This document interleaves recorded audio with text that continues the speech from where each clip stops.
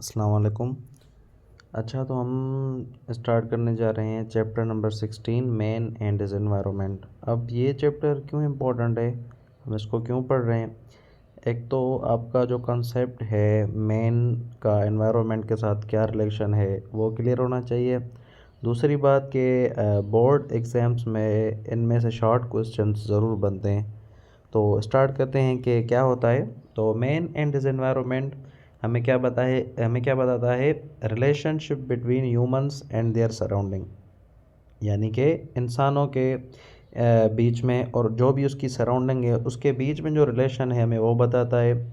इसमें क्या क्या आ जाता है? Includes natural and human man made environment, important for health survivor and sustainability. ठीक है, अब क्या है? What is man and is environment? As we know men are human beings, environment everything around us in simple words. Okay, अब क्या आ जाता है? इसमें आ जाता है हमारी एयर, हवा, water, land, plants, animals and society also. Okay, human depend on environment for food, water, shelter. अब क्यों ह्यूमंस डिपेंड करते हैं एनवायरनमेंट पर? फूड के लिए, वाटर के लिए, शेल्टर के लिए। तो ये होता है हमारा मेन एंड एनवायरनमेंट। उसके बाद इकोलॉजी क्या है? What is ecology? Ecology is a system of relationship between living organism and their environment. What is ecology? Ecology is the study of relationship between living organism and their environment. और environment में क्या, जो भी मैंने आपको बताया कि जो भी चीज़, everything around us is called our environment. Okay, अब ये क्या करती है? मतलब कि इकोलॉजी को फर्दर एक्सप्लेन करें तो deals with plants, animals, humans and surroundings as well, helps understand balance of nature. ये इकोलॉजी से हमें पता चलता है, ये हमें हेल्प करती है बेटर अंडरस्टैंड करने के लिए कि जो हमारा नेचर के साथ बैलेंस है वो कैसे मतलब रहता है। ठीक है, तो ये होती है इकोलॉजी। इकोलॉजी बेसिकली रिलेशनशिप है लिविंग ऑर्गेनिजम्स का और एनवायरनमेंट का। ठीक है, जिसमें प्लांट्स, एनिमल्स और आपका सराउंडिंग्स आ जाता है। अब आपको याद होगा कि क्लास 9th में हमने एक चीज़ डिस्कस की थी, जहां हमने उसको इंडिविजुअल यानी कि ऑर्गेनिज्म तक छोड़ा था ना।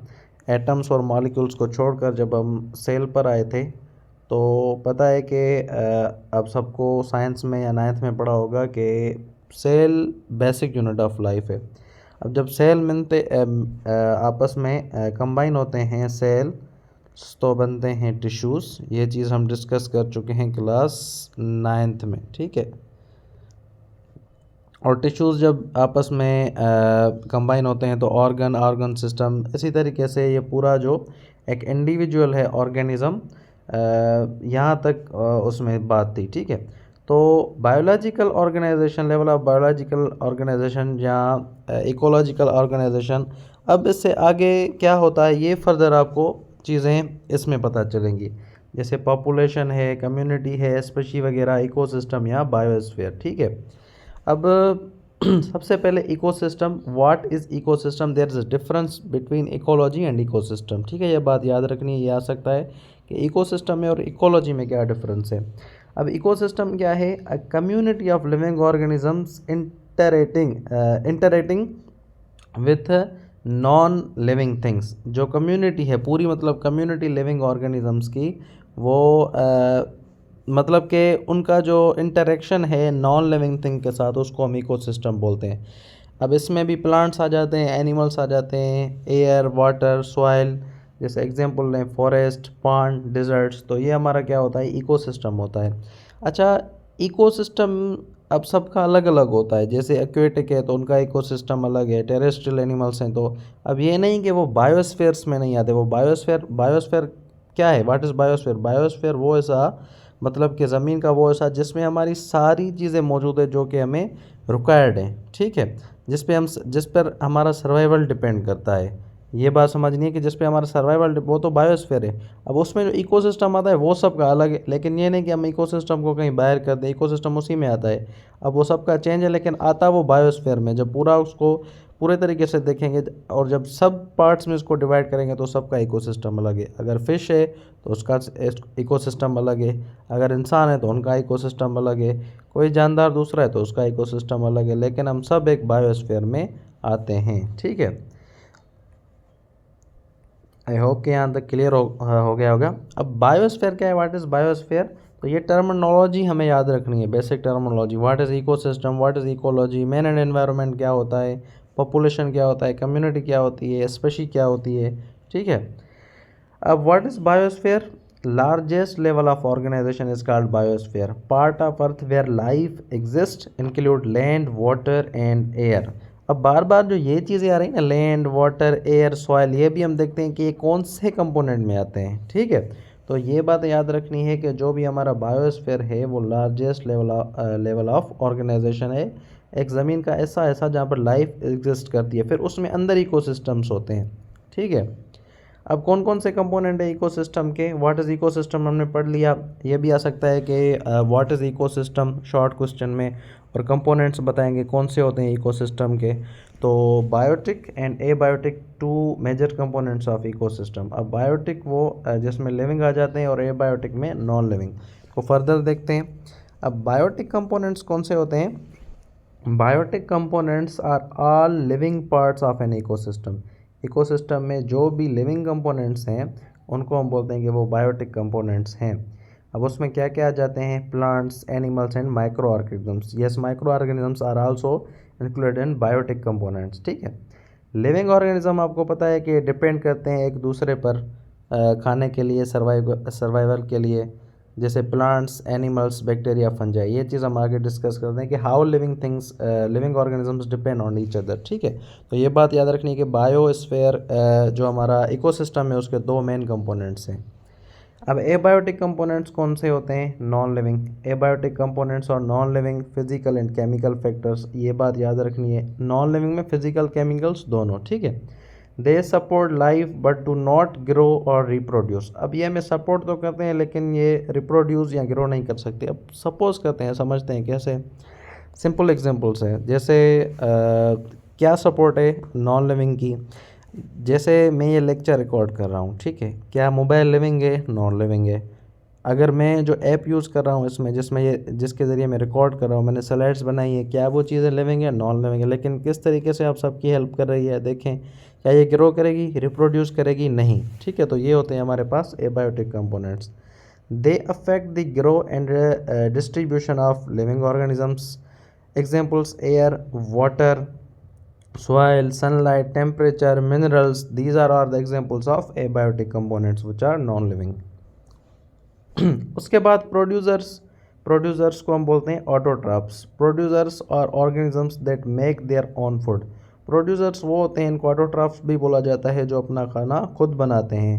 They prepare food by the help of photosynthesis using sunlight, carbon dioxide and water. ये पूरी फोटोसिंथेसिस है। आपको पता है कि कार्बन डाइऑक्साइड और वाटर जब आपस में मिलते हैं तो क्या बनता है, ग्लूकोज बनता है, और वो हमें क्या देता है, ऑक्सीजन देता है, और प्लस में एनर्जी। इसमें जो है वो हम ऑलरेडी ये फोटोसिंथेसिस को डिस्कस कर चुके हैं, तो फर्दर इसमें नहीं जाते। तो बस सिंपली आप प्रोड्यूसर को ये समझ लें कि ऑटोट्रॉफ्स होते हैं जो भी अपना खाना खुद बनाते हैं using sunlight, carbon dioxide and water. ठीक है, they form the base of the food chain. MCQs point of view से भी ये बात याद रखनी है कि producers are the base of the food chain. ठीक है, उसके बाद मैंने आपको बताया कि इकोसिस्टम को फिर हम फर्दर डिवाइड करते हैं। तो टेरेस्ट्रियल इकोसिस्टम होता है। व्हाट इज़ टेरेस्ट्रियल इकोसिस्टम, जो कि ज़मीन पर रहते हैं। जैसे अब ऐसे नहीं कि टेरेस्ट्रियल इकोसिस्टम में सिर्फ जो प्लांट्स है वो ज़मीन पर भी रहते हैं। आपको पता है कि प्लांट्स पानी में भी होते हैं। ग्रीन प्लांट्स को समझ लें, जैसे ग्रास हो गया, ट्रीज़, क्रॉप्स, तो ये तो ज़मीन पर ही होते हैं, तो ये टेरेस्ट्रियल इकोसिस्टम में आ जाते हैं। तो इकोसिस्टम फिर फर्दर डिवाइड होता है टेरेस्ट्रियल और एक्वेटिक में। ठीक है, तो ये बेसिक टर्मिनोलॉजी ज़रूर आपको क्लियर होनी चाहिए। उसके बाद एक्वेटिक इकोसिस्टम क्या होता है, मेन प्रोड्यूसर्स आर जैसे देखें फाइटोप्लैंक्टन। अब ये माइक्रोस्कोपिक फ्लोटिंग एल्गी है। ठीक है, ये एक्वेटिक इकोसिस्टम में आती है, मतलब कि जो पानी में रहते हैं। Also include shallow water rooted plants. अब इसके एग्जांपल्स हैं ये फाइटोप्लैंक्टन आपका आपके बुक में एग्जांपल है इसका, ठीक है। उसके बाद कंज्यूमर्स। अब कंज्यूमर्स कौन से होते हैं हमारे? Consumers can not make their own food, जिसमें हम भी आ जाते हैं, इंसान भी। वो डिपेंड करते हैं प्रोड्यूसर्स पर और other organisms for food. They are called heterotrophs, उनको हीटोट्रॉप्स कहा जाता है, और उनको ऑटोट्रॉप्स, ठीक है। अब कौन कौन से टाइप्स हैं, इसके टाइप्स भी याद रखने हैं, ये भी ज़्यादातर शॉर्ट में आ जाता है। कंज्यूमर्स के टाइप्स बताएं, तो उसमें हर्बीवोर्स आ जाते हैं, कार्निवोर्स आ जाते हैं, ओमनीवोर्स आ जाते हैं, माइक्रो ऑर्गेनिजम्स, ठीक है। ये सब हमारे कंज्यूमर्स में आ जाते हैं।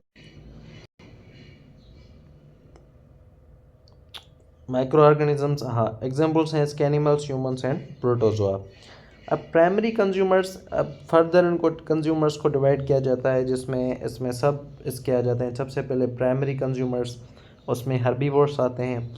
मैं फिर से बता रहा हूँ कि ये एज अ शॉर्ट क्वेश्चन आता है, व्हाट इज़ कंज्यूमर्स, कंज्यूमर्स बताएं और कौन कौन से उनके टाइप्स होते हैं। तो फिर जो प्राइमरी कंज्यूमर्स होते हैं वो कौन से होते हैं, ये भी बात याद रखनी है, ठीक है। तो टाइप्स में सबसे पहले हम क्या पढ़ रहे हैं? प्राइमरी कंज्यूमर्स को, जिसमें हर्बीवोर्स आते हैं। तो herbivores are the primary consumers.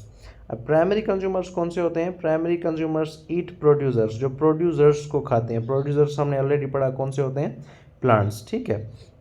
They are mostly herbivores. Terrestrial example देखें तो इसमें कैटल आ जाता है। कैटल जो जिसको हम उर्दू में ऐसा बोल सकते हैं कि चौपाया, जो फॉर्म वगैरह होते हैं उनमें जितने भी कैटल फॉर्म, चौपाया माल जितना भी होता है। उसके बाद डियर, रैबिट, गोट, तो these are the example of terrestrial. फिर उसमें टेरेस्ट्रियल एग्जाम्पल्स एक्वेटिक देखें तो जू प्लैंक्टन, फीडिंग ऑन, जो जू ये खाता है, ठीक है। फाइटोप्लैंक्टन, जू प्लैंक्टन ये खाता है, इसको खाता है फ्लोटिंग एल्गी को। तो ये जो है हमारे पास प्राइमरी कंज्यूमर्स हैं, जो कि हर्बीवोर्स हैं, ठीक है। उसके बाद सेकेंडरी कंज्यूमर्स हैं। सेकेंडरी कंज्यूमर्स कौन से होते हैं? जो प्राइमरी कंज्यूमर्स को खाते हैं। अब प्राइमरी कंज्यूमर्स कौन से हैं, अभी डिस्कस हो गए। तो दे आर यूजुअली कार्निवर्स और ओमनीवर्स। जैसे फ्रॉग है तो वो इंसेक्ट्स को खाता है। स्मॉल फिश जो है फिर वो जू प्लैंक्टन को खाती है, और इसके बाद लिजर्ड जो है वो खाती है इंसेक्ट्स को। तो these are the secondary consumers, और वो डिपेंड करते हैं किस पर? प्रोड्यूसर्स पर। इसी तरीके से फूड चेन होती है, जिसको हम डिस्कस करेंगे आगे कि फूड चेन क्या होती है, ठीक है। उसके बाद टर्शरी कंज्यूमर्स आ जाते हैं। टर्शरी कंज्यूमर्स कौन से होते हैं? टर्शरी कंज्यूमर्स ईट सेकेंडरी कंज्यूमर्स, जो सेकेंडरी कंज्यूमर्स को खाते हैं उनको टर्शरी कंज्यूमर्स कहा जाता है, यानी कि एक दूसरे पर डिपेंड करते हैं। They are top level carnivores in a food chain. जैसे लायन है, टाइगर है, ईगल है, हॉक है, लार्ज फिश है, वो हमारी आती है एक्वेटिक सिस्टम में। तो these are the tertiary consumers. बात यहाँ तक ख़त्म नहीं होती, उसके बाद डिकम्पोजर्स भी होते हैं। अब डिकम्पोजर्स क्या होते हैं? Decomposers break down dead plants and animals. वो चीज़ें जो मर जाती हैं, या वो जानदार जो मर जाते हैं, जानदार नॉट चीज़ें, दे recycle nutrients back into the ecosystem. वो क्या करते हैं? उनको उनमें से न्यूट्रिएंट्स को तोड़ देते हैं।